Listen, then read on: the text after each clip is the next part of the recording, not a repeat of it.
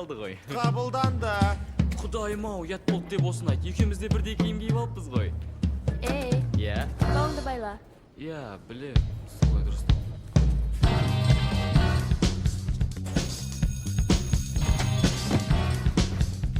Есепті шығара аласыңдар ма?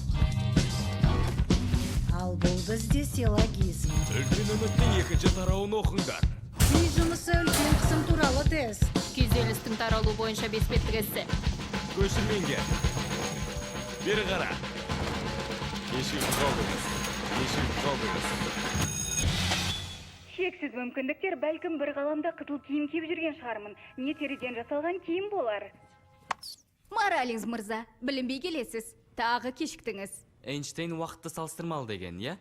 Бәлкім мен кешікпей, сіздер ерте келген сияқтысыздар.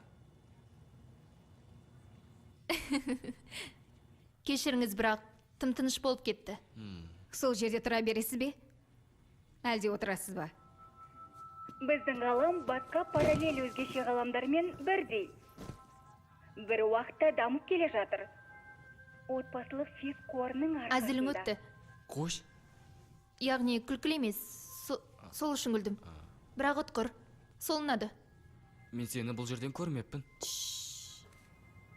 Әр таңдауымыз сан жетпес мүмкіндіктерді құрайды. Ал егер шексіз десем, Нөл ме? Бірақ бұл қайталана беретін болса, мені шығарып тастайтын шығарсыздар, иә? Бұл мектеп үшін әлсіз сияқтымын. Егер көзін байлап тастаған адамға тесттен әйтеуір бір жауап таңдатқызсақ, ол қанша жинайды? 50%? Дұрыс. Жоқ, бірақ... Барлық сұрақтан қате жауап алу үшін дұрыс жауаптарын бәрін білу керек. Бізден кеткеніңіз келе ме?